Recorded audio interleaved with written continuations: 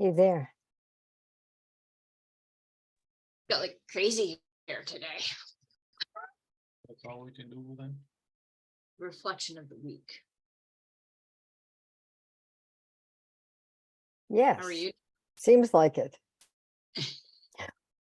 Trying to find the different pieces of my brain and put them all back in. That would be great. I think mine are gone. Just make up new pieces. I now have a bigger appreciation for that idiom about losing your marbles. You know, if ever, we're back at the stage where there are marbles from earlier generations that are of great interest to small people. And they do go bouncing all around in pieces and you have to gather them up. Yes. So That was the only toy I had at my grandparents' house. My grandfather made a marble run. Yeah. And they had some of my father's and my uncle's old marbles in an old pie tin. Ting, ting, ting, ting, ting, ting. It would fall in. And then he made some wooden marbles for me too. wow. That's the only toy I had to play. It was very stimulating. Yes. Here I am.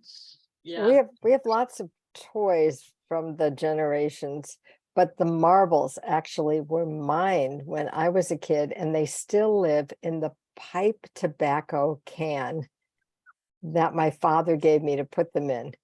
So, it's not even a kind of container that anybody recognizes anymore.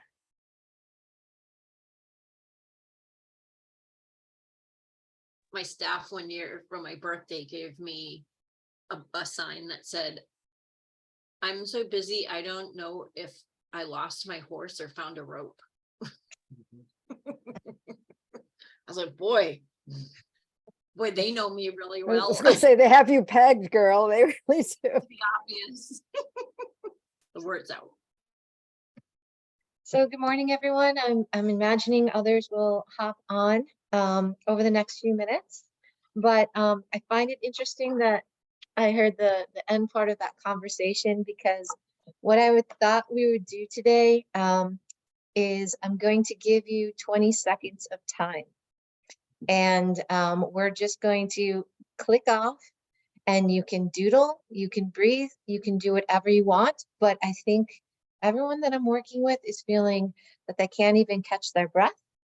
So I'm going to give you 20 seconds to just breathe, do whatever you want to do. We'll hop on, we'll do our icebreaker, and we'll go from there.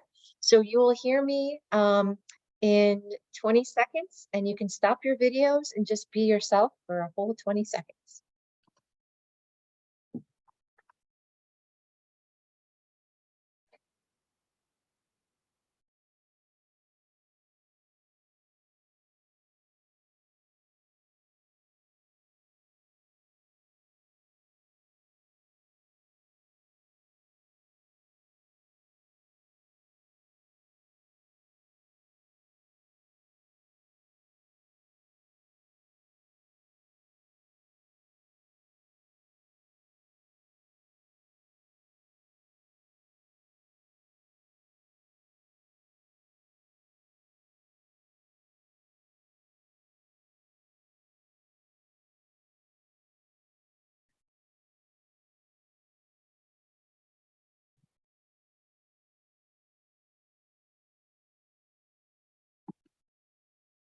And we're back.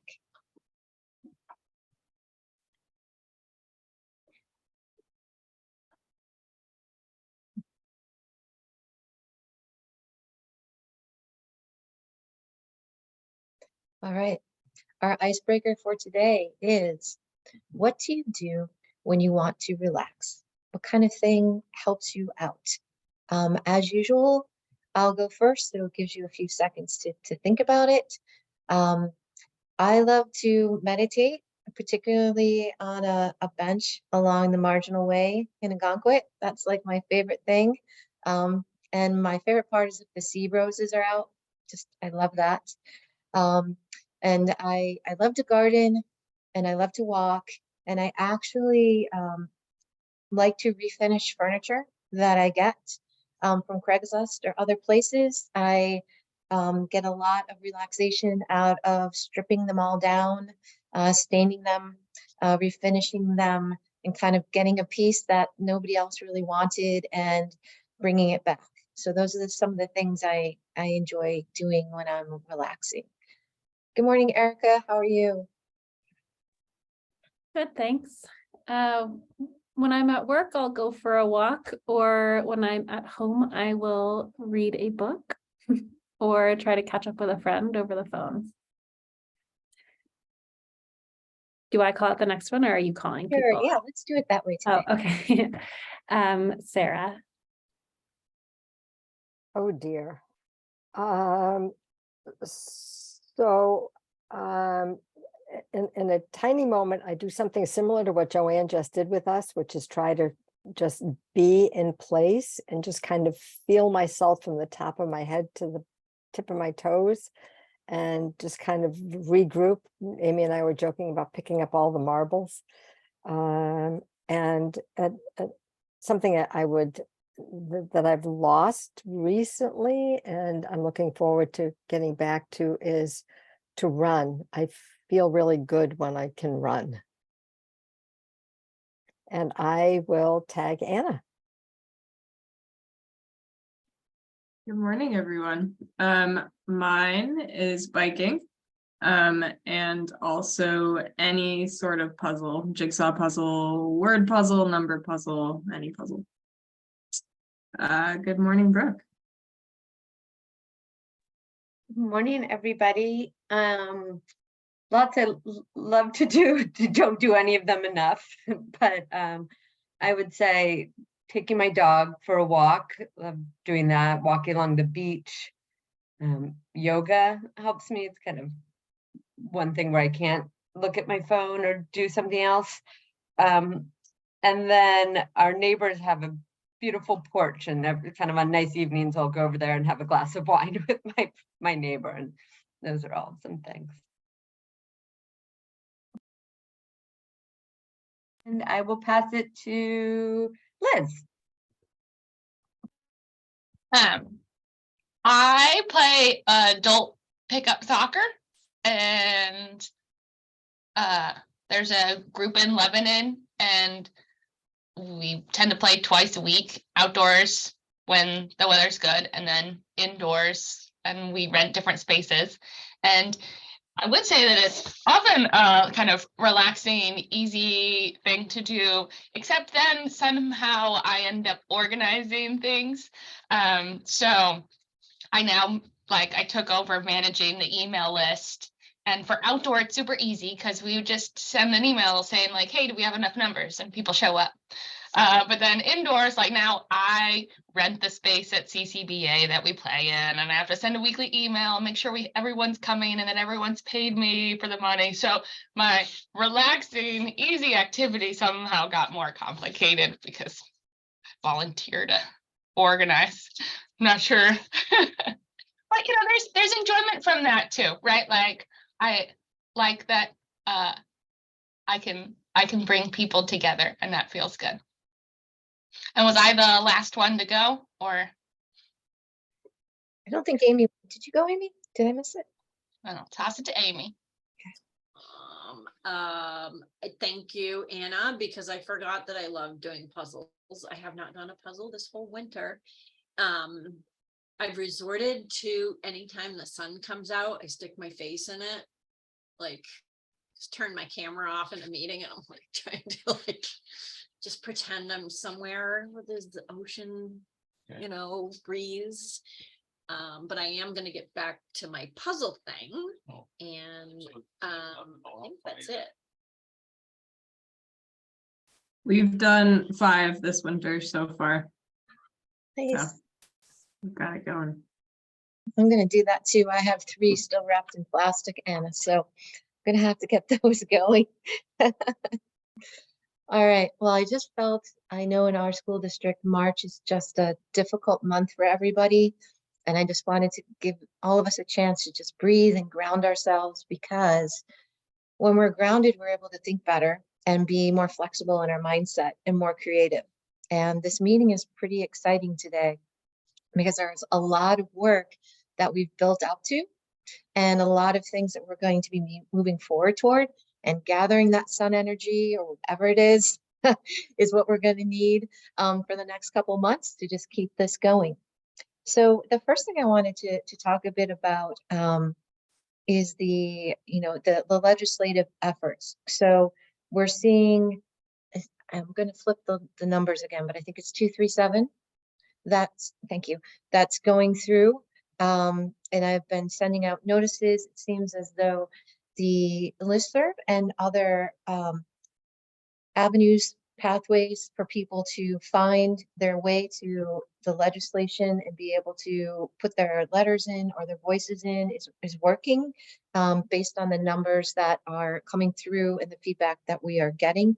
We know as a group that 237 isn't the end all be all and that there's some issues with it, but it does put a spotlight on ECE that perhaps hasn't been there before. And if we have the spotlight, then we have the momentum to keep things moving and be able to reinvent the areas in which there are gaps that Amy pointed out in our last couple of meetings.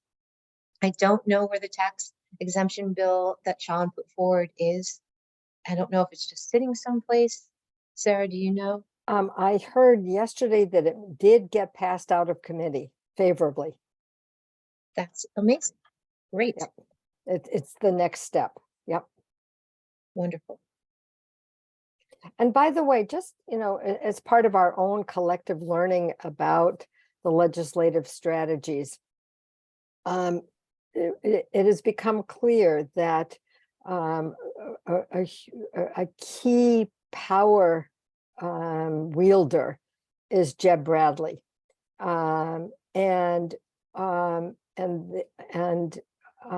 His vote in favor of 237 had not been at all assured. And then when he voted for it, then the whole committee, the committee of 5, all voted in favor. Now it's not 237 as it was originally written, but what it is a major, stake in the ground. Just the fact that it was voted for and moved on, in any form allows the conversation to stay open. But keeping an eye on what he does with things is just good education for us, I think. He's a Republican from where? I'm not exactly sure, but he is the Senate president. So he's the top Republican in the legislature. Thank you for that. So there's some work through advocacy that's going to happen within the next couple of days. Rebecca Owens from the City of Lab reached out to me because there's work through Custer doing the Community Project Funding Application House Appropriations Subcommittee on Transportation, Housing, and Urban Development and Related Agencies, HUD Economic Development Initiative, Community Development Fund. Yes, I had to copy paste that and read it off of the agenda. What this means potentially for the Lebanon ECE concept is up to $3 million in funding, and their deadline is Tuesday. So I have reached out to try to find what the application materials look like. I've reached out to Sarah Jackson to see if Vital Communities would be willing to complete a portion of that application, of which she said yes. And so we will be one of many people that will be adding to the application, which deadline is due very quickly. But as you can imagine, $3 million coming from that source would be huge for the city of Lebanon. I see that Jeb Bradley is from the Lakes region and is the majority leader of the Senate. So I will be just kind of the between person with what Rebecca Owens mentions that we should write in the letter, and with Sarah Jackson. I think that's how I can help lift things. And then it's up to Sean to compile that through the city and do the application. But they just found out about it and it's short term, but these are some of the things I think that we can do to help advocate, to lift, to help. And balancing that work is also, Amy sent me a note letting me know that there's a concept of expanding the workforce pipeline into Claremont. And there's an opportunity for some support there. And once again, I contacted Sarah Jackson. Amy and I have been emailing back and forth. And as soon as I get the language, I'm going to crank out a letter, send it to Amy to make sure it's meeting what Amy needs, and then sending it to Sarah Jackson to have her sign off on it via Vital Communities. I believe that one's due today. And so we are working on that. Did you want to talk a little bit more about that at all, Amy? Give a better description than I gave, please. Sure. So we had always looked ahead at the next phase of the workforce piece to go to Claremont. And so I made a trip down there Tuesday, talked to a center after I became aware of this opportunity, and centers ago.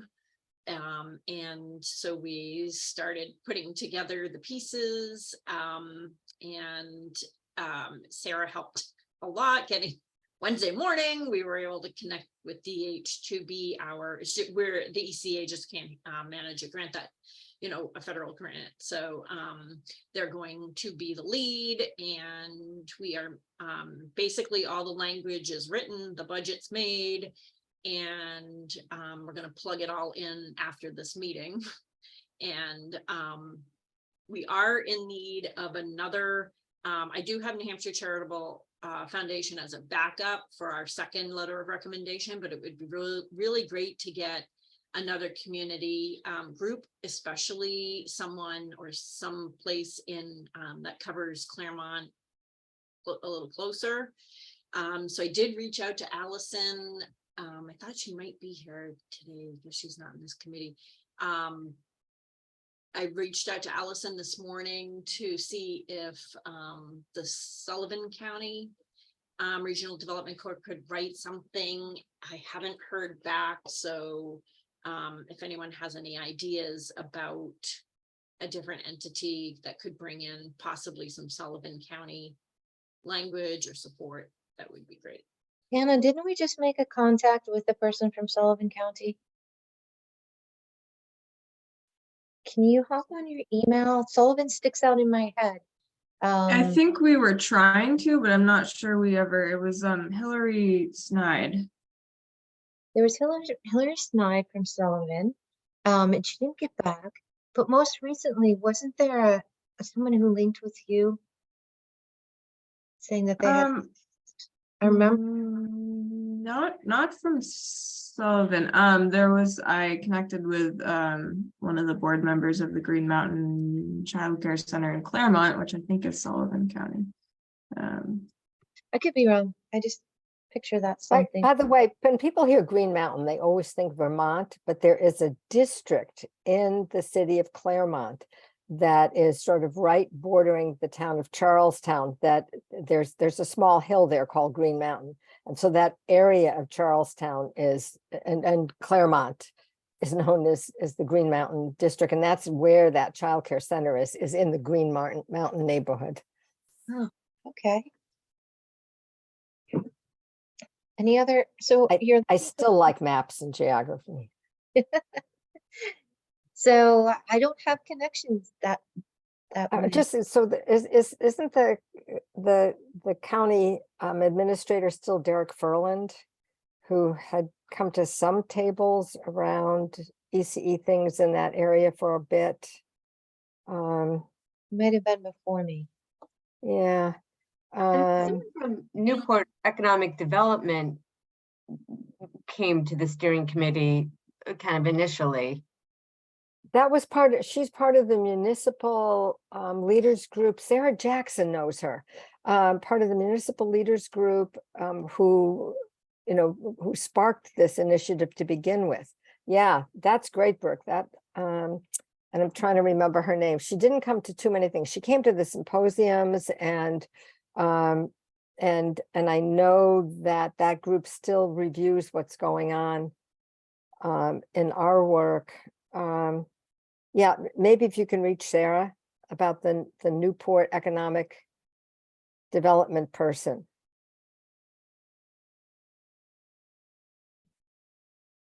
Was that for me? Either you or Amy, either one of you. Like, it says key contacts Allison Page Browning. No, Okay, no, that she's not the one who was at the table. I think it was would be- Christine somebody.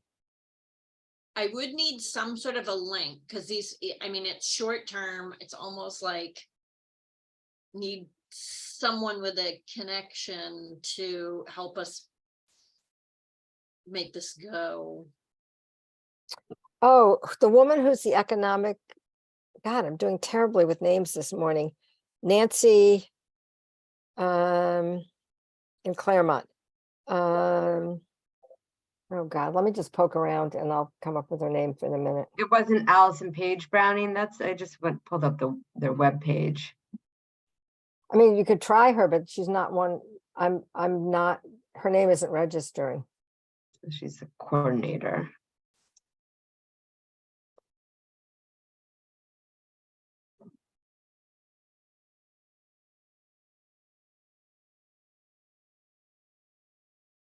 I see Sarah Jackson had emailed me recently. She might be out there in the universe because she's emailed me a couple times this morning. So maybe somebody could email her and ask. If we could get a hold of Allison, anyone have Allison's cell phone number or direct number? Where is it? Does she work from home?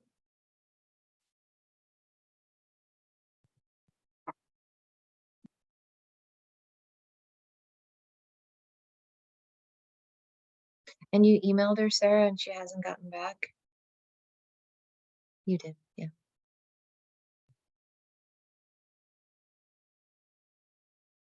Morrison, would that be the last name?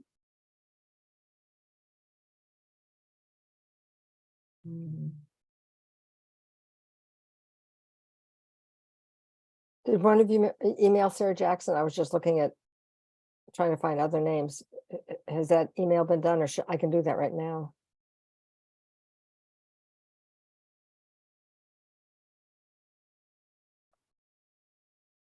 Did you know that Newport did an off-shift childcare market study back in 2020?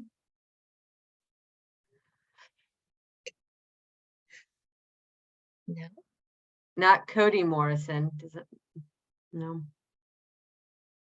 Failed.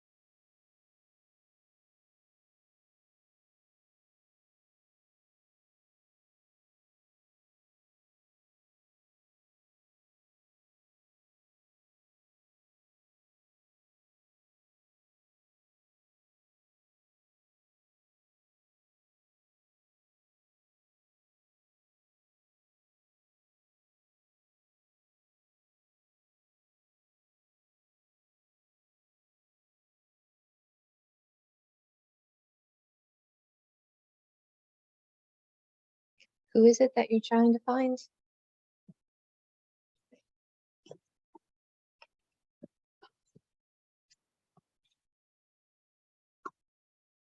Someone from Newport?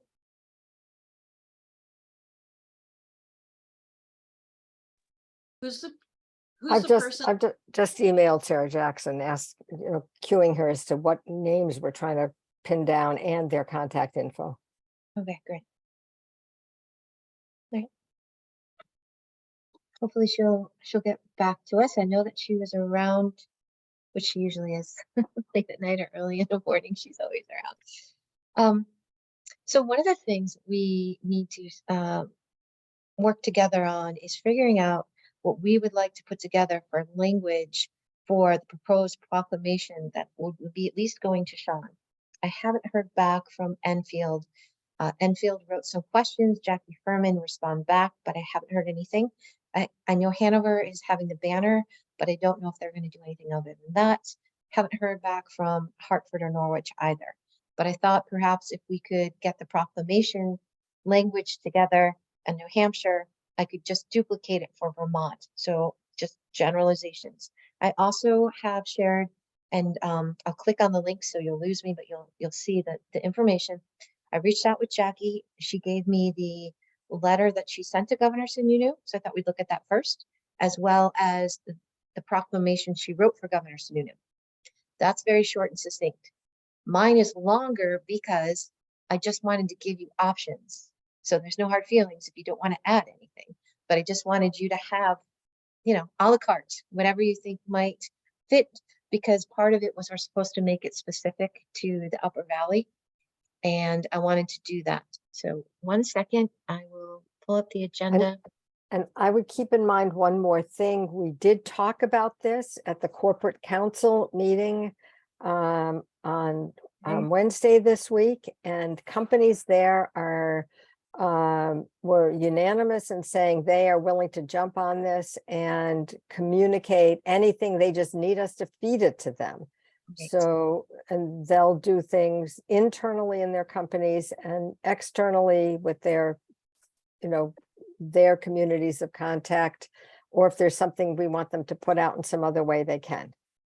Wonderful. All right, that's what we were hoping for. So Yep. today we're going to give them that language. We're gonna serve it up. Let me share my screen. Get to the right thing. You'll see me pop up for a second.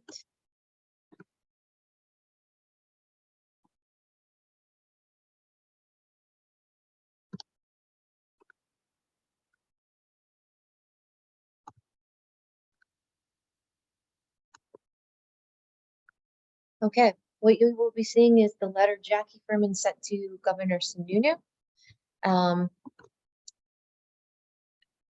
pull it down and you can read it yourself, and then just let me know when you're ready for me to pull it down further.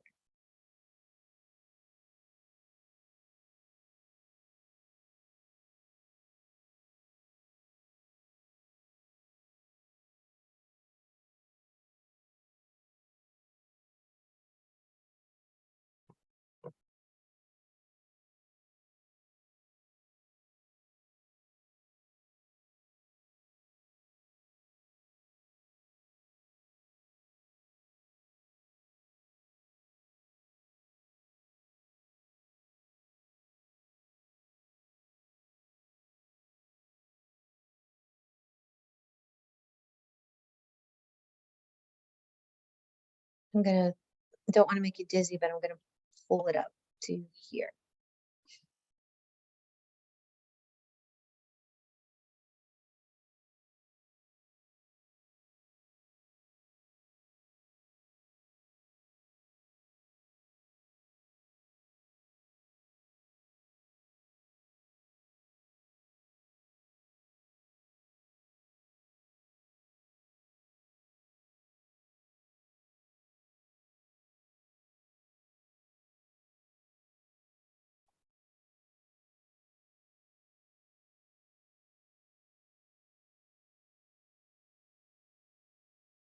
And I think there's a little bit more.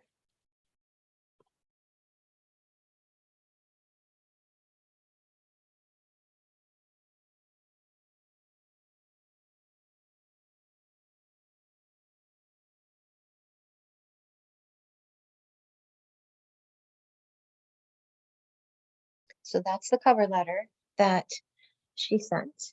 And next I will share her proposed proclamation, which is succinct. Ours should be succinct when we're done with it, but this is based on all of New Hampshire. Oops, that was not helpful. Okay. Here we go. And I'll make it a little bit bigger.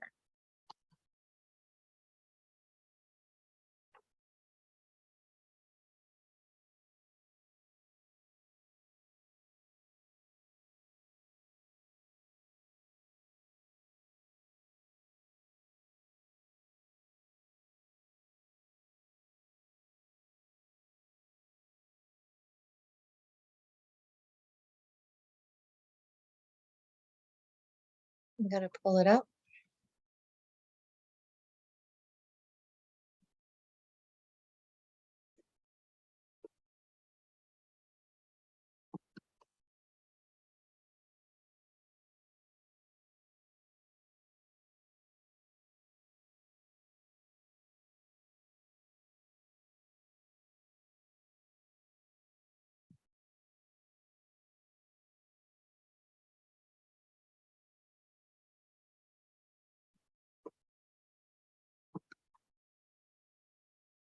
It's not letting me scroll down. That's another question.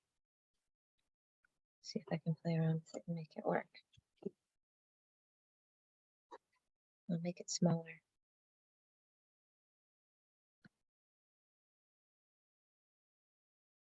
And that's where it ends, where it says proclaim development in early education, I adopt.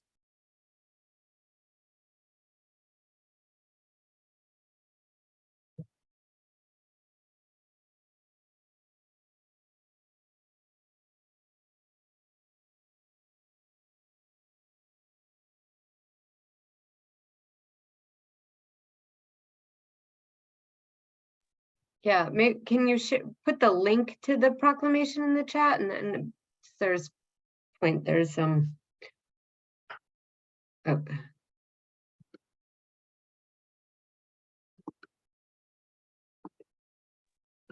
I'd be happy to take a crack at some quick editing to fit our situation. It's not, so for us, it's not just, thanks. Can we look at the larger one that I created and then we can pull? Oh, good, that might be better because we won't have to do so much with this Yeah. then. Yeah, and I think that's great. She needed to be very broad. And not that mine is super. It's just pulling some ideas based on what I've heard so far. Let's see, let's try it. And I'll add this to the chat as well.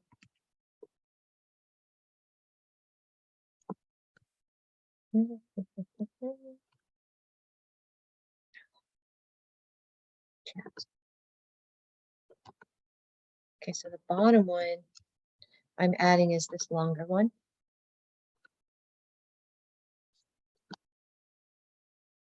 I'm gonna try to move this because it's right in my way. Get out of the chats. Okay, I'm gonna make this bigger. Now some of this comes from what I've heard through that you wanted to share. And so I pulled from that. I pulled from 5 other resources. One of my pieces of knowledge I'd like to learn more about, when you talk about early childcare, the professionals in the field, I've seen everything from age 0 to 8 and 0 to 5. So what do we as Vital Communities want to use? Because your posters, Amy, say birth to 5. And I just wanted to be consistent, and it's not something I have background in.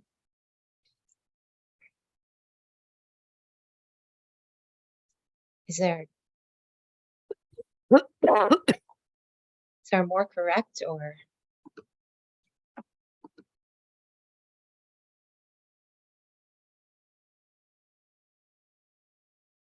Yours is much more along the lines of what I thought a proclamation would sound like, frankly.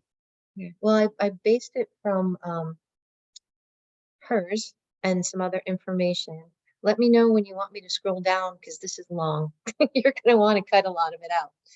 But when you're ready, let me know.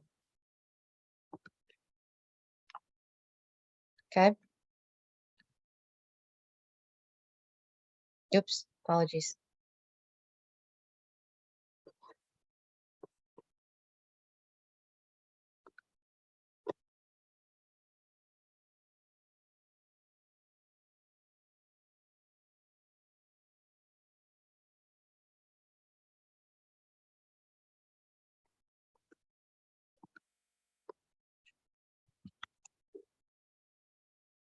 Do we want to use the phrase we've been using, early childhood education and care, instead of childcare? That's a question I had, because both Let's Grow Kids and New Hampshire New Futures use childcare. And I'm not seeing them use childhood education. And I know that because Grammarly goes crazy whenever child and care has a space between it. And that was another educational philosophical question I wanted to ask this group who've been in the field for a very long time, because I keep clicking it and putting childcare together and it keeps being sent to me as child space care. And that's not, I didn't know what was the appropriate term, but through here, we can definitely use them both. This, the bullets came from the New Hampshire grassroots that Amy sent me, where the last meeting I said I saw the data, but I couldn't pull up the flyer. So this section here comes from that work of the New Hampshire grassroots. And where I also pulled was from the legislation Sean Mulholland put together, because I wanted to be repetitive of what's being put forward throughout New Hampshire. I'm going to interrupt just for a second. Sarah Jackson just answered and said it was Christine Benner, but she's no longer there. What about Nancy Merrill in Claremont? That was the other name I was trying to think of. Those were the two, Christine Benner and Nancy Merrill. And she's saying, do you want me to contact her? If you want me to contact Nancy, who is Claremont's Director of Planning, I'll need background information and a letter template. Can Amy provide those? Yeah, what Amy can do is send it to me, and then I That's can. actually specifically called out in the application that they encourage you to get like the director of planning. Perfect. Well, that's Nancy Merrill. That's whose name I was trying to think of before. And Sarah's offering to get in touch with her if you can give her the template. So do you just want to send that to Sarah Jackson? So there's really no template, but I have Carolyn Isabel right now asking DH what other, like for a sample. Great. Okay. I'll respond to Sarah Jackson, and sorry to interrupt. We're just No, that's doing great. 3 things at once here. No, That'd be and really- yeah, that would be great, because Amy will send the template of which Amy and I can work on it. And then when Nancy gets it, she can just tweak it and put her name on it. So that will be one less step that she would have to do today to pull it all together. Got it. Okay. Does that work, Amy? Okay, got it. We're on it.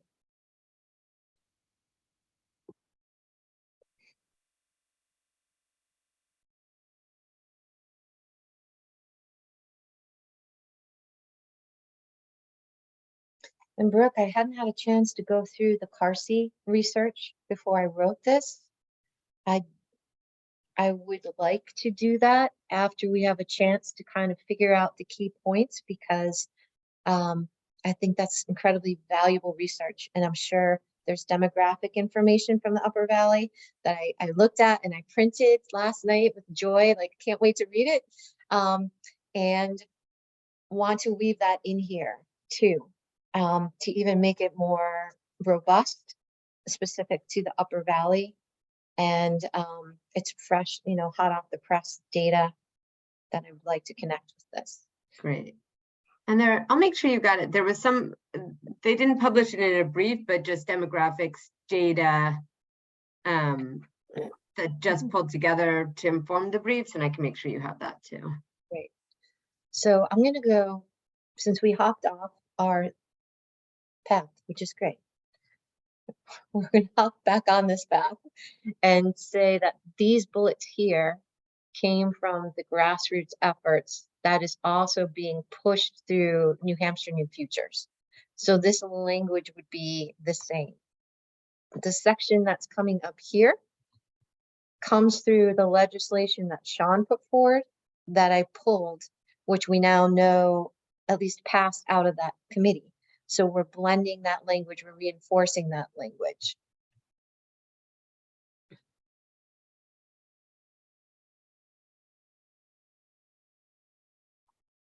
And I'll change this to early childhood educators.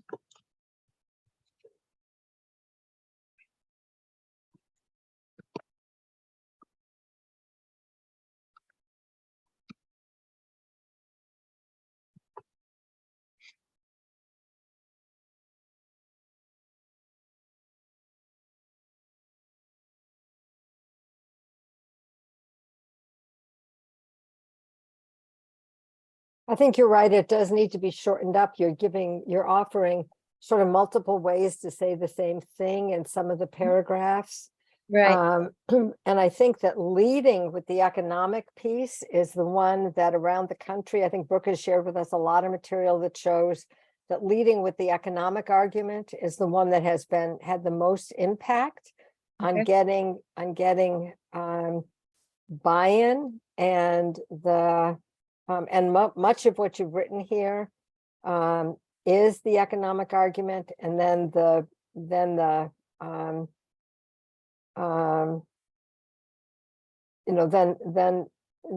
then the brain development, and then the economics of that for the workforce down the road.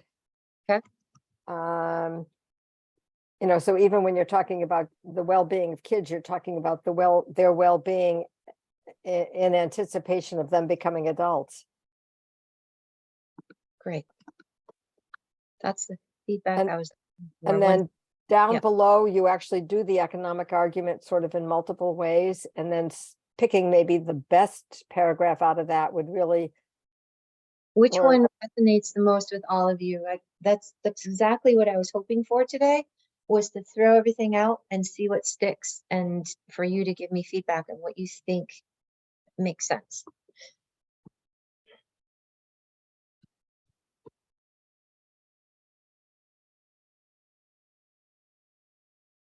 What I'm thinking about getting rid of this one because it can be confusing on how you read it. Do you agree with deleting that one? Or it makes sense? right, and also emphasizing what works and what's good is much more effective than saying what isn't. So that's a what isn't paragraph. So Gone.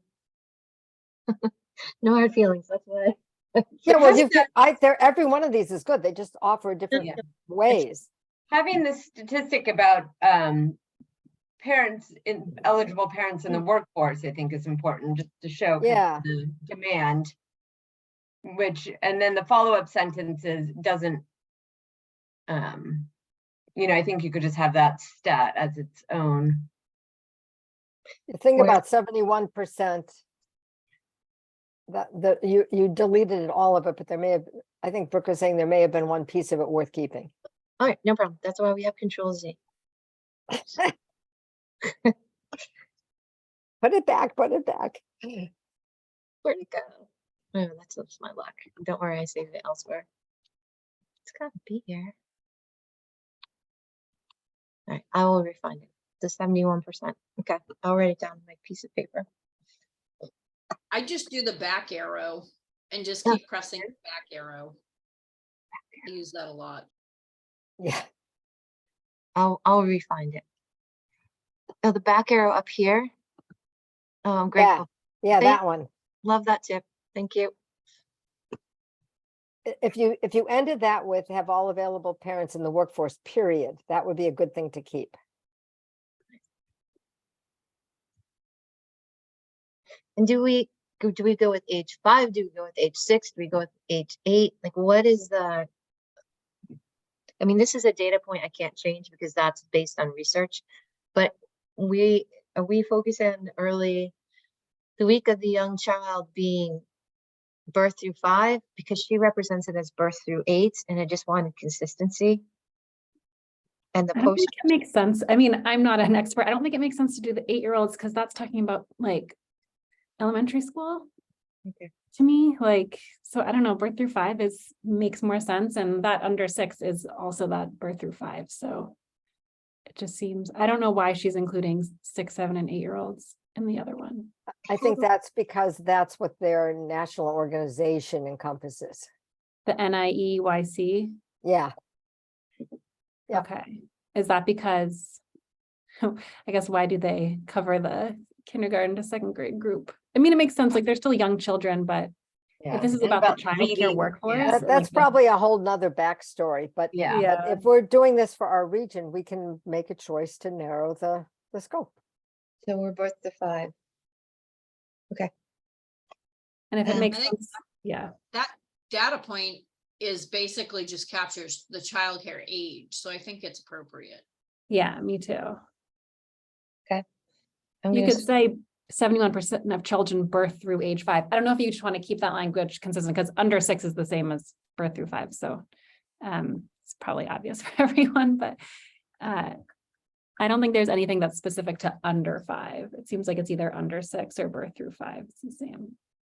Okay, I like birth through 5 because it really sort of makes your mind think of babies. Yeah. Whereas under 6, I start to think of the 6-year-olds first Yeah. and then have to work my way back. Mhm. It's all about the language, you know. is this paragraph, so I'll highlight, is this something we'd like to keep or delete or keep part of?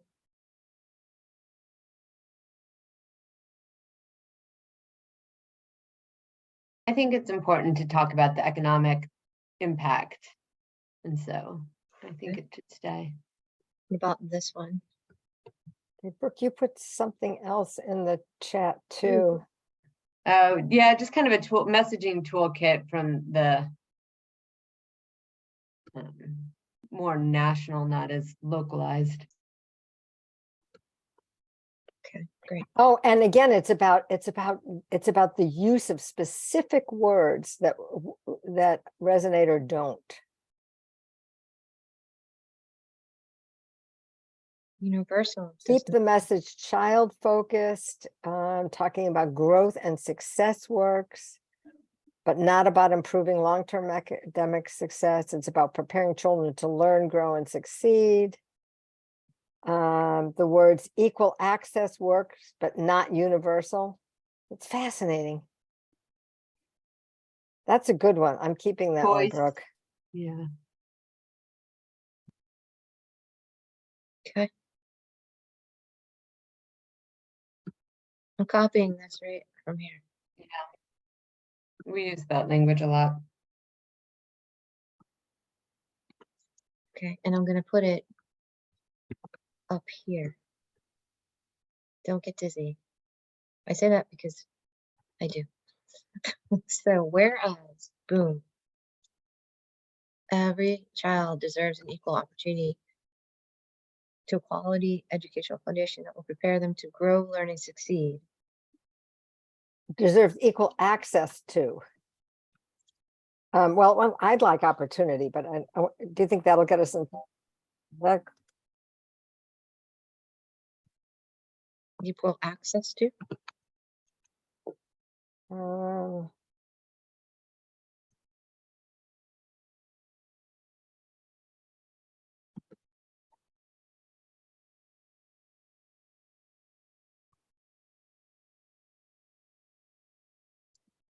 I'm gonna take this one, copy C, I'm gonna delete it because I like it here.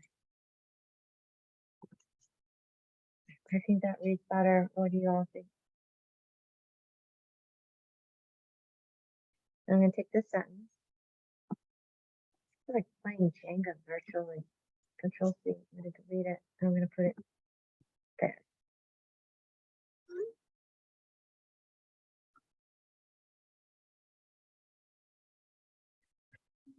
Does the second paragraph read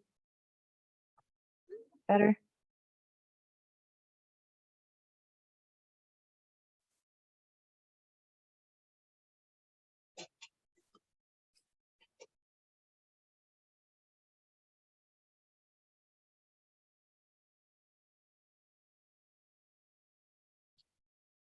yeah. Seems they- like we could get rid of the second sentence. The high quality childcare is crucial to providing a strong foundation, because we're saying above that we are build a foundation. Yeah, with the learn, grow, and succeed. Well, I guess the one thing is like, this doesn't have anything to do with childcare.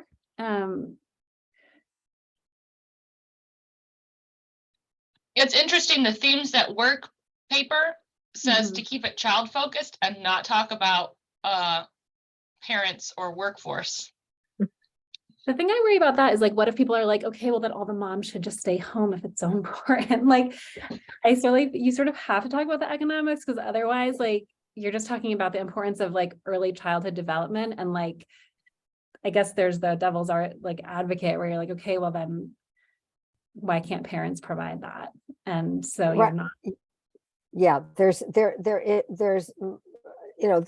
was one list of things about language. I mean, we've seen almost everything else says emphasize the economic piece. Yeah, that makes more sense to me because. Yeah. Let's see. So I'm going to take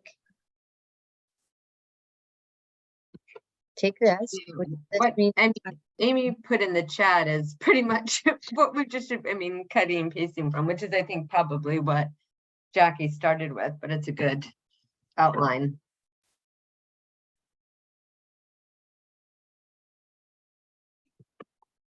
see the chat.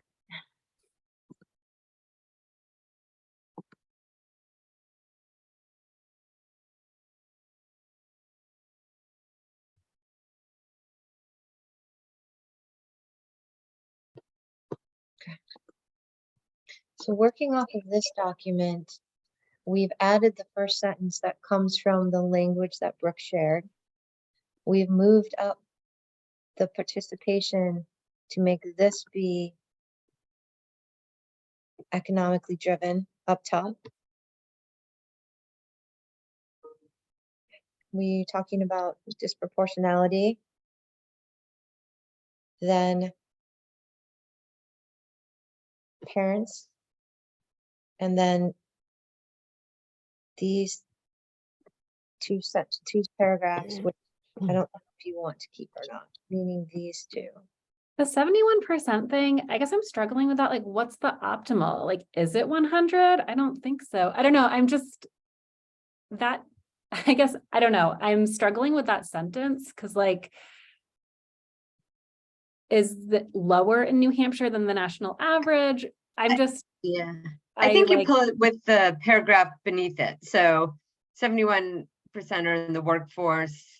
Childhood access to childcare is vital to keep parents in the workforce or allow more parents to enter into the yeah, I guess if it was tied to something like, and like an additional X% would want to be in the workforce, but they can't. I don't know. I'm just like, that statistic on its own is not super meaningful to me because I'm like, well, some parents will choose to stay at home and that's fine.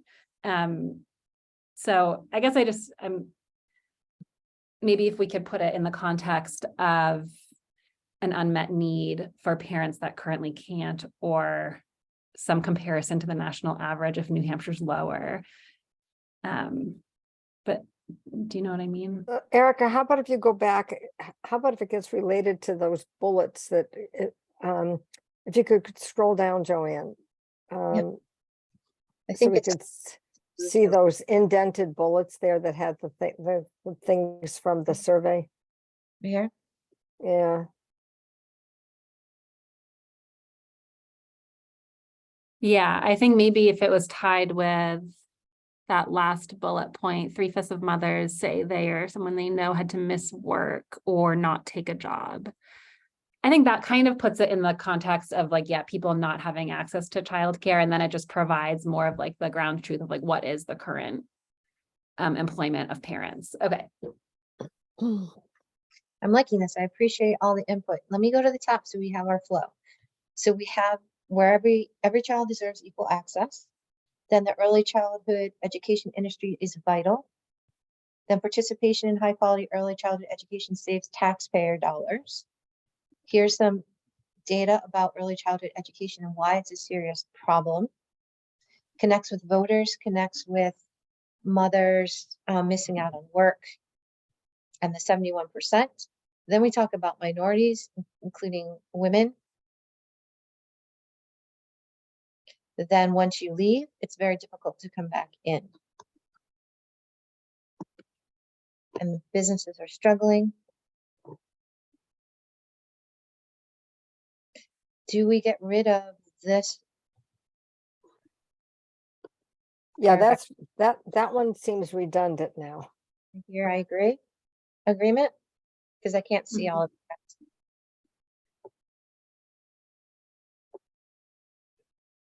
Or do we move it up top? Yeah, it is a good sentence. Wait, can you bring it up top Yeah. and we'll see what it looks like up there?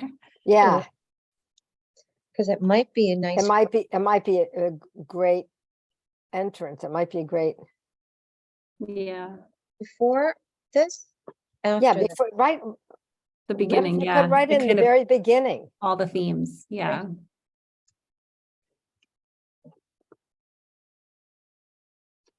Paragraph.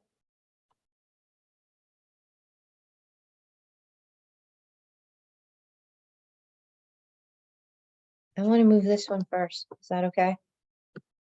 Mhm. It's a lead in. Oops, I'm so sorry. Well, it's putting the providers first.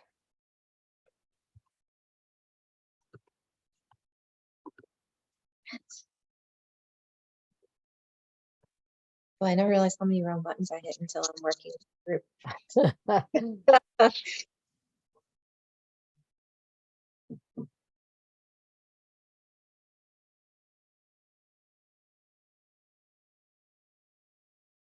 Are you liking that flow better? Yeah, Okay, let's swing back down, see what we want to delete, what we want to keep. So now we have the kind of the tax base first. Business is struggling. We're going to take this because we just put this one up top, right?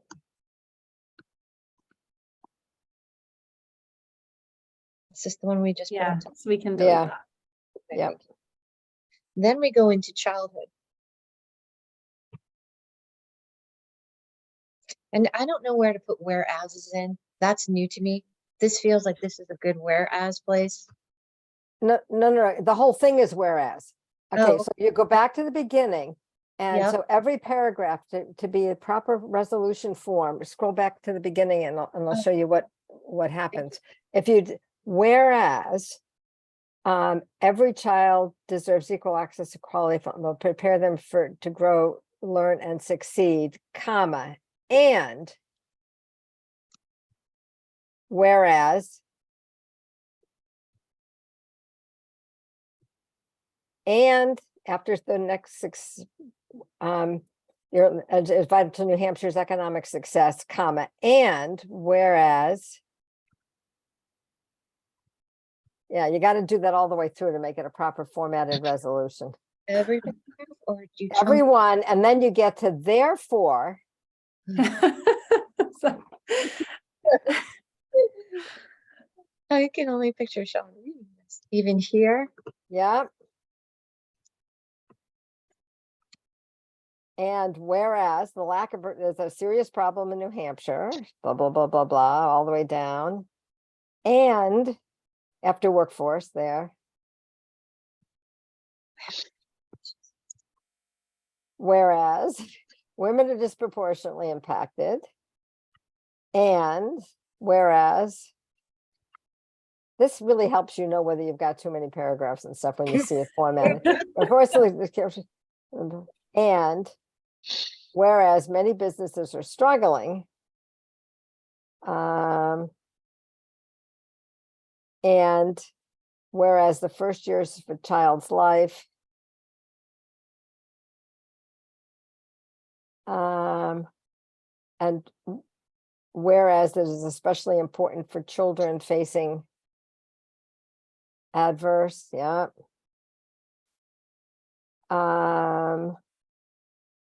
And that would be, I would put later in life, comma, and strong early intervention. In other words, so you don't have two sentences there, you have one long sentence under that whereas. It is especially important for children facing adverse childhood experiences as they are more likely to have health and wellness problems later in life, and strong early intervention can avert or delay. Mhm. And whereas saves taxpayer dollars. Didn't we already have, are we Yeah. repeating paragraphs now? this part, we moved Yeah. that up. Yeah, I was gonna say, I thought we had done that already. That's great. And the women are impacted. Wait a minute, you just took We out did. 71%. No, but we have it up here, right? Didn't we move it up here? Yeah, we have it up here. Okay, all right, we're good. Oh, actually, we deleted where we needed to. And we have the early childhood education up there. And we have the ability there. Now we go to the educators. Oh, this is nice. Very, I like when things.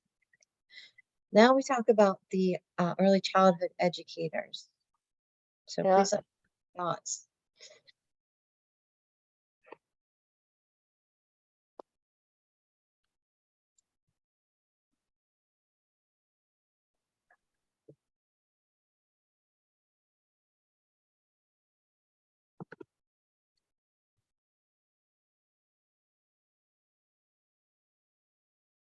That sentence doesn't make a lot of sense to me, whereas they don't have equitable, affordable access to needed education credentials and degrees. That If came, they're already educators, what do they need? That sort of, that's confusing. yeah, sounds like they're not They're getting not, that. they're not actually educated. Yeah, it was about access or something. Do you remember, Amy, where that came from? I pulled it from somewhere. We can get rid of it. No problem. Because I like whereas in New Hampshire anyway, it's a better flow.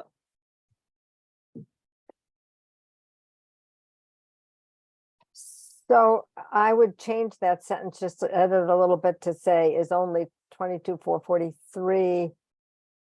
Yeah, and they teach year round. Yeah. That does it.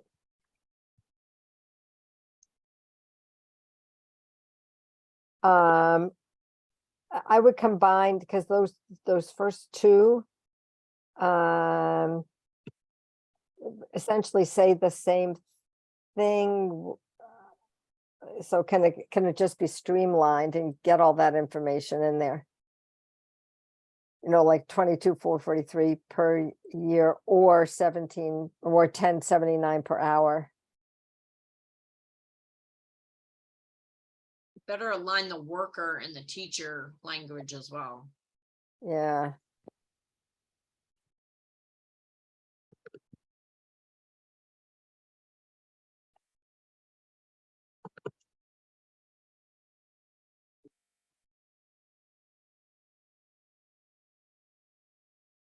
Have 15,000 providers actually disappeared? I got That that. number doesn't sound right. I got that from a link that was sent through Jackie Furman's emails. Do you remember those, Amy? Where it connected to New Hampshire DOE, New Hampshire DO data. Let's see.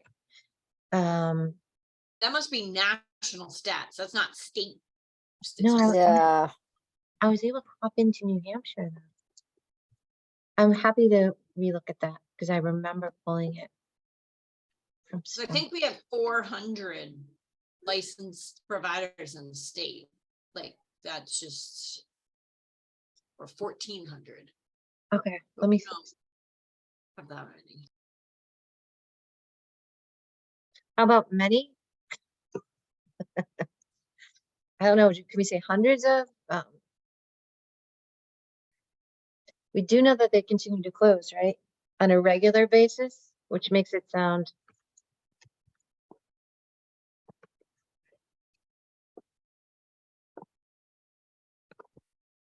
Maybe you don't want this. This did come from somewhere and I'm quite okay deleting it. Early childhood programs around the state have closed because that's a true statement.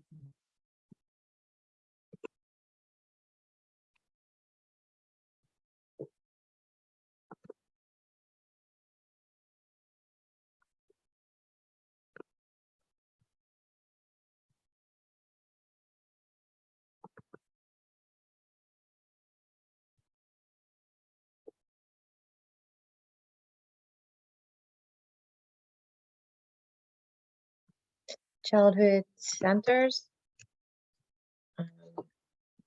You know, and I don't even know if we want to go down that road because technically the slots have stayed sort of stable. Okay. I think the story to tell is that they're still underserved. there's places where they're needed and they're not there, and then we just don't have, like, even in the Upper Valley, we 1,500, probably 2,000 or more now, slot short of meeting the demand. All right, took that out. Do we want to talk about the subsidy information? Oh, I apologize. Go back up.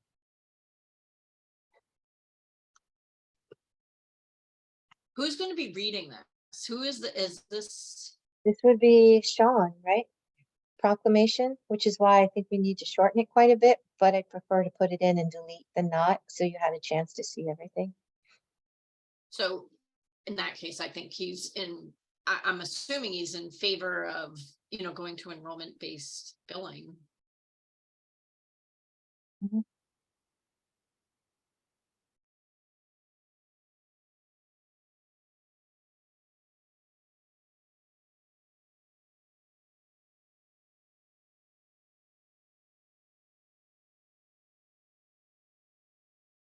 I think this paragraph's confusing. Should I get rid of the second part of it?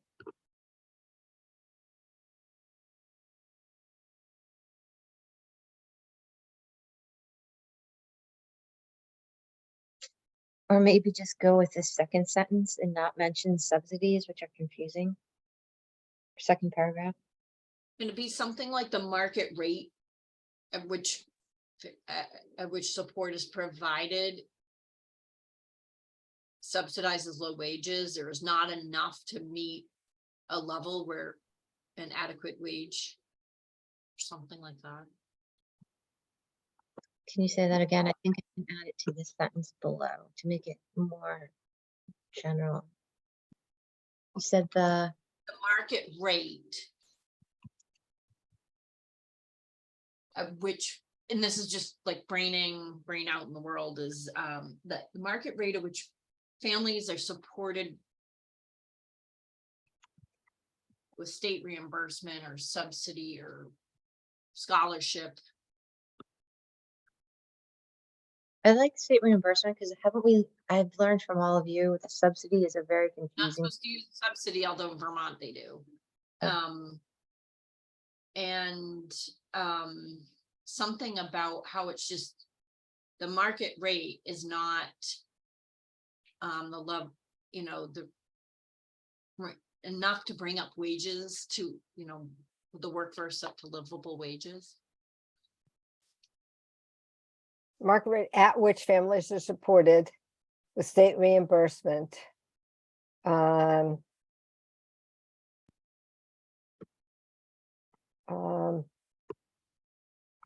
Does not cover.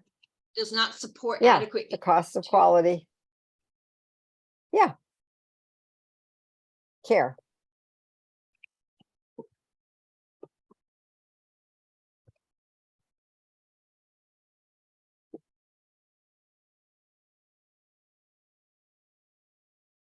Ooh. Undeserved, because I'm learning. I'm gonna hop on the phone with Nancy. She's gonna give me a call. Fast moving group you guys have. Wow. It was that 20 seconds. We needed it.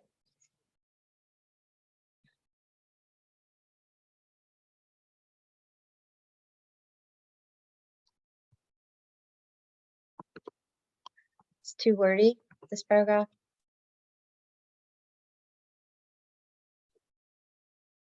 I'm on this one.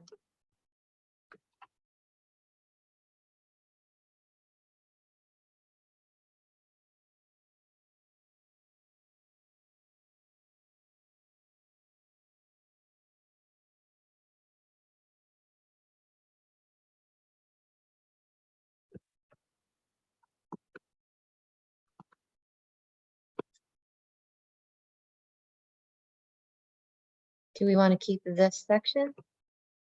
I think it's important, but wanted to know your thoughts.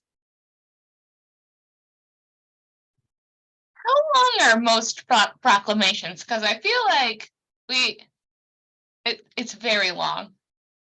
It is, but I think we pick what we want first, then we go back and then we delete. So I'm kind of looking at what big ideas do we want to put in it, and then we can go back and make it shorter.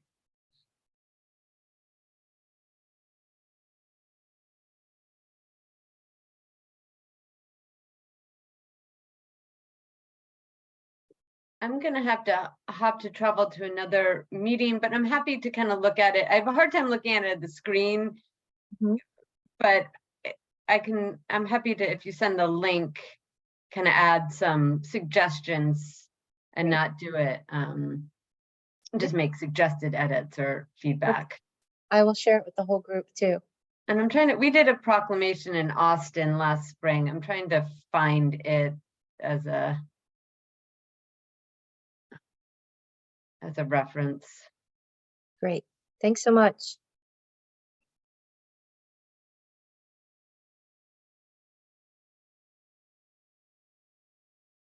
Basically, Joanne, once it gets through the whereases, then you switch to therefore. And that's what you've got in these paragraphs. After we get through that last one that we're sort of struggling with now, Mhm. the one that starts with our families need a mixed delivery system. I mean, I'm that may be too much jargon, but anyway, you take out the and after the last whereas paragraph. And then you go to therefore instead. I And see. then you do the solutions as the therefores. Okay. Whereas this and this and this and this, then therefore, we should do this and this and this and this. Or we proclaim this and this and this and this.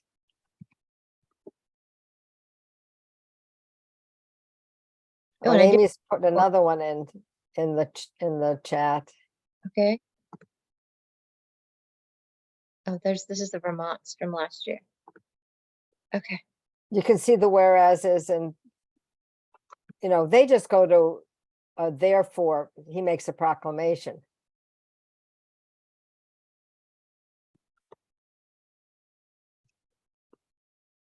And by the way, kept it to one page. Yeah, that's what I'm hoping you would do. Yeah.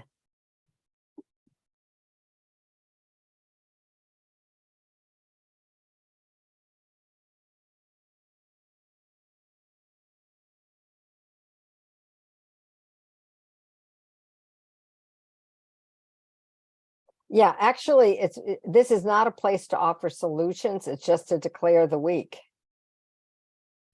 which you've got in that one paragraph down. We don't give the solutions about the mixed delivery. All these other paragraphs would be for another kind of document. Mhm. Because of all this, we simply are declaring April 1st through 6th is the week of the young child.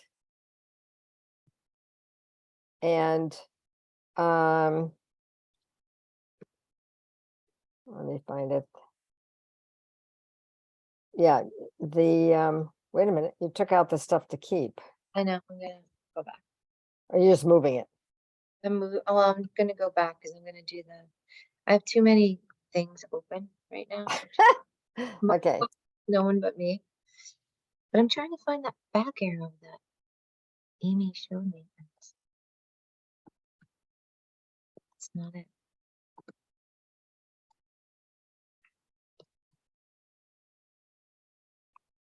There. We found it.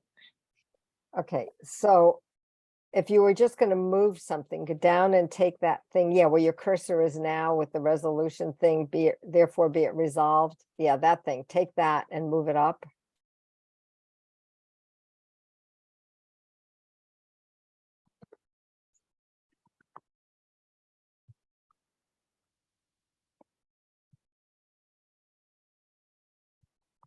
This stuff we'll keep for another document for another Yeah, day. yeah, but take that part about where your cursor is right now. And actually, it's only the first half of that as the week of the young child. As simple as that. It stops where you get to the comma. Therefore, be it resolved, City of Lebanon does hereby proclaim April 1 through 7 as the weekend. That's it, just that. Take that and move it up.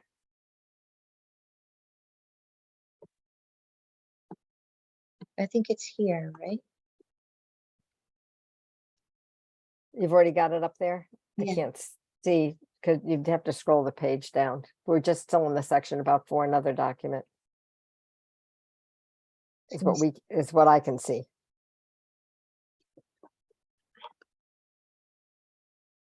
Can you see it now? No, I can just still see that page about for another document.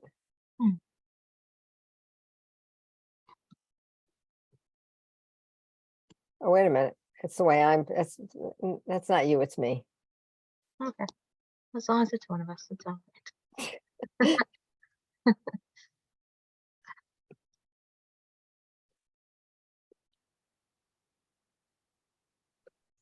Okay, I'm not sure they're going to go as far as recognizing that early childhood education provided in a mixed delivery system Oh, is a yeah. public good, and there's too much policy in there. Just Good. end Yeah. it with, And so, and I apologize, but I need to hop, but once you all finish workshopping it, if, send me the link and I'm happy to glance over it, and I Thank you. will I'll dig check. up an old one too. Thanks. That'd be great. Okay. well, Have a it's down to 2 pages, Joanne. You know, I'm a more person, and then I'm happy with less, but I like multiple choices. That I just always find it's easier to start with a lot and just delete Yeah. the Well, brainstorm. it's a way, there's a lot of the stuff that could actually, just by good editing, just be streamlined, and that would get rid of a half a page, and then it's only tightening up for the final half a page to get it down to 1. Yeah, so let me hop back onto our regular screen and ask what we would like to do, because it's 10:47. We have that many minutes left, 10 minutes or so left.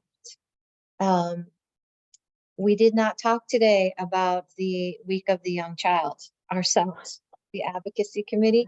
So I'd like to use these 7 minutes to do that. And I can go back today and wordsmith, and Amy and I are going to connect anyway today with the letter that we're going to crank out and write. And I'll add Anna to that.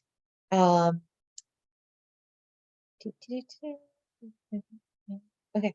The other thing I wanted to mention quickly is that at the last meeting, there was a request to have Sean and Chris Edmond from the Boys and Girls Club.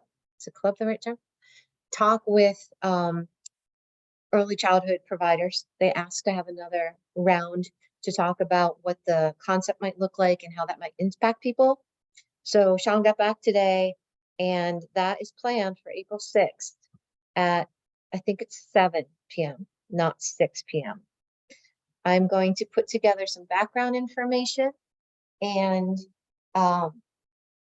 so that people don't just get a link and say, if you're interested, and I'm going to put it on the ECE listserv as well as all the groups, so it's not just one group who sees that.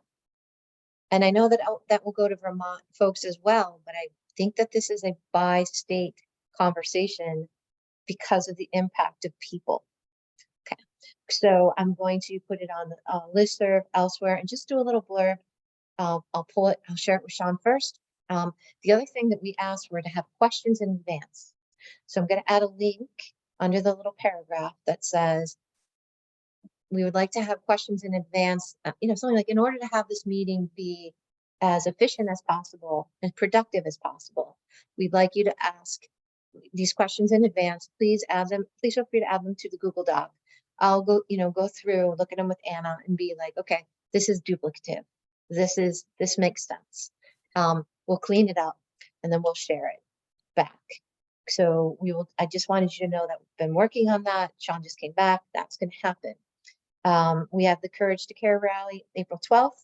We have the Early Childhood Day, March 15th. So right around the corner.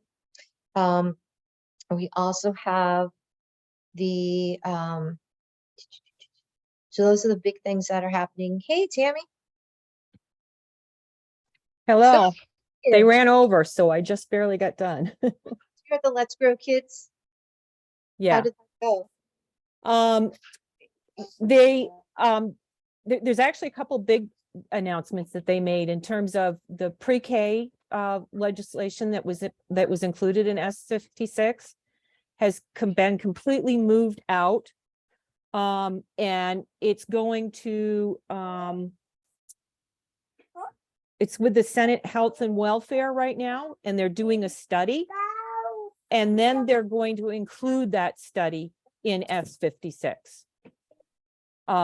So it'll be interesting to see what they come up with, but they said they clearly took it out because of the responses that they got, from everyone, after they read it. So that was good. So our letters are working.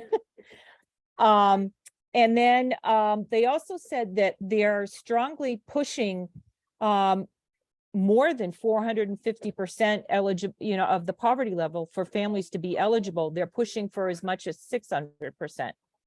And there is already talk, even though it hasn't hit where it's supposed to go for the financing part yet, there's already a great deal of talk saying that they are going to look for financing to support this. So they said, well, we can get excited about all this. It's not necessarily all going to happen, but at least they're considering it, is basically what I took away from it. And they're still driving home in terms of the childcare financial assistance program. They're also trying to drive home the educators. There needs to be something for them in terms of compensation, so that they can not only run their businesses, but support their families. They gave us a list of everyone that's on the Senate Appropriations Committee, which is where it's going to go. Next, I guess, is the next stage. And they encouraged us all to take and write these people, send in our notes, and say, this needs to be passed, this needs to happen, kind of comment. And the only other thing that I could mention is that I did ask about if the financial assistance package passed, how would that, when would families start seeing that? And they said January 1st would be the first phase, and then the second phase would be July, if things go according to plan. But they did comment that it all hinges on IT. And I don't know if you're aware, but the new CDDIS system that they have had some issues bringing it online. They're still only working on module 1. There are 4 modules involved with it. So they've got a ways to go. So I don't know what this will help happen there. babies who are not born yet. Yeah. Oh, Yeah, I never planned on getting anything in terms of support, in particular for early childhood educators, while I'm still working. And if it happens, I'll be surprised, but retirement is in my future. But you just may have to hang around just to see this happen. Yeah, at least get one paycheck, huh? yeah, I Oh. don't think I'm going to allow that to happen, Tammy. So hang in there. Well, I've got like 4.5 years left. My husband is actually retiring this month. So, Okay. yeah, so life changes are happening. But as for now, I'm going to continue to advocate for children and families and early educators. Fantastic. Thank you for kind of being in two worlds today. I'm really grateful for you to be there and share that. And my sense, Tammy, is that the way Let's Grow Kids works, they're going to be pushing stuff out that I can then push out. That'll be Yes. really simple for people to reach out to the legislators with one click, kind of a thing. Yes, absolutely. And you Yeah. came at a great time, because I was just mentioning that Sean and Chris Edmond from the Boys and Girls Club are going to do a virtual meeting to talk about the Lebanon ECE concept that came out of our last meeting here. I believe that's going to be April 6th at 7. I'm going to put together some background information for that, share it with Sean, and then I'm going to push it out to the full ECE listserv, which is Vermont and New Hampshire, because we're aware of the impact on both sides of the river for that project. So we just got that going right before the meeting started this morning. Sean just came back and was getting emails done, and we were going back and forth. So we did do that. We're just going to hop on for a few minutes because we talked a lot about a proclamation for New Hampshire that I was then going to use for a proclamation for Vermont for the Week of the Young Child. And I put a ton of data in there that everyone helped me sift through. We're down from 5 pages to 2, and then I'm going to clean it up even more. Great examples from Vermont and New Hampshire that I can use. Sarah was incredibly helpful with the language and everyone, but also the formatting with the whereases and the therefores, which is brand new to me. So I'm going to work on that. We're going to get that going. We do have, I'm working with Amy after this. She has an 11 o'clock she's hopping off to, if she hasn't, or she did, to help with her workforce pipeline funding in Claremont. She's back, to write some letters to help with that application that's due for her today. So we're working on that. And then for the Week of the Young Child, where I think we are with our remaining 4 minutes, is Amy has the banners put together. We did receive quite a few businesses willing to put their logos. Bye, Sarah. We'll see you. And Amy is putting together the posters. And we thought for this time that we would actually put the date, the 1st through the 7th for the posters, although it costs money. If you're just walking by, you might not use the QR code to figure out where the date is, versus if you see something in the store window, you go, aha, like the 1st through the 7th. So she was kind enough to say, we can do it this year, and we're going to need funding to replace those posters next year. I have not heard a lot from Vermont or New Hampshire. It sounds like New Hampshire is just announcing it, but the governor hasn't said he's going to do a proclamation yet. So I don't know of any big activities that are happening. And I'm going to reach out again to Vermont. You originally connected me with someone, Tammy, who's the Vermont AE. My alphabet's going to be wrong. AEY. Yeah, Vermont AEYC.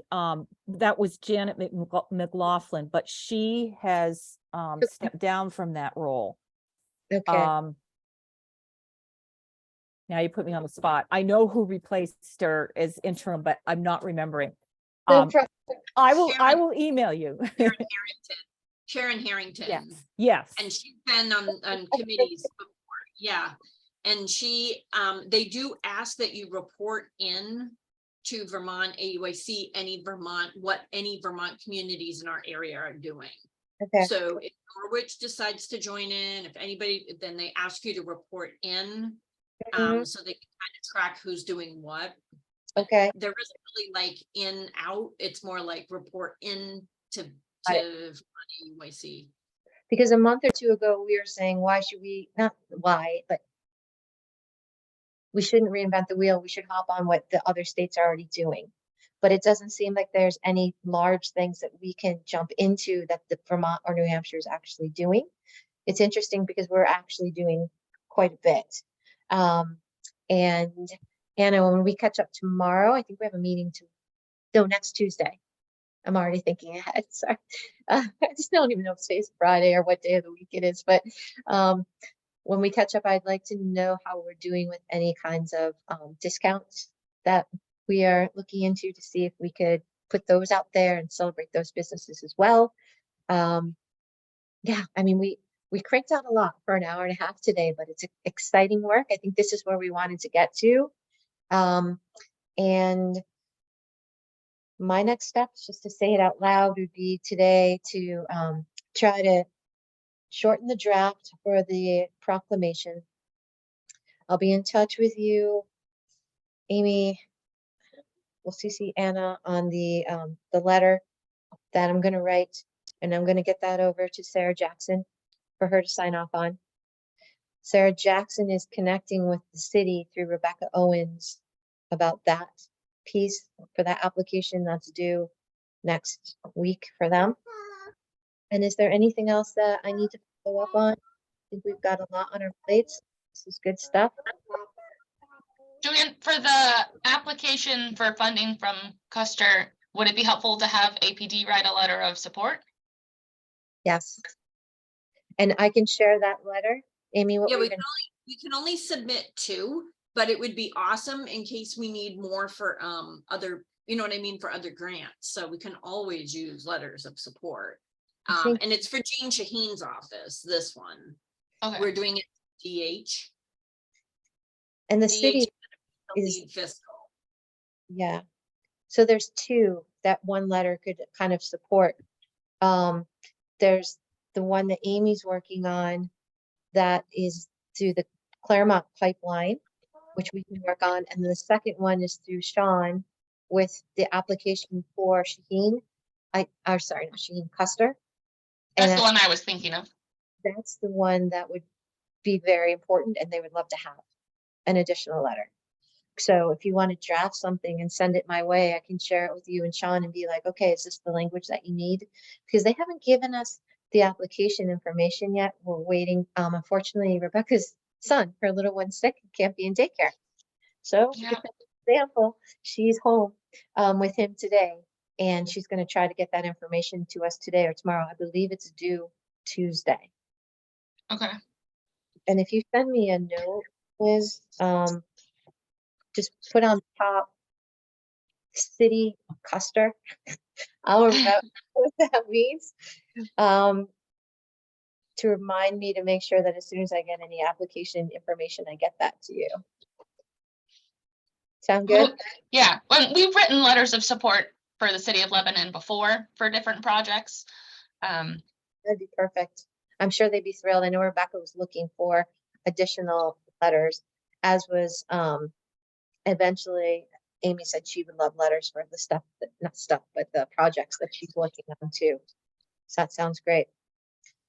All right, well, it's so good to see everybody. The sun is out, supposed to get up to 40. So I hope you have a great weekend. I really appreciate everything that you're doing. And I'll see you soon. Take care. Everyone. Bye.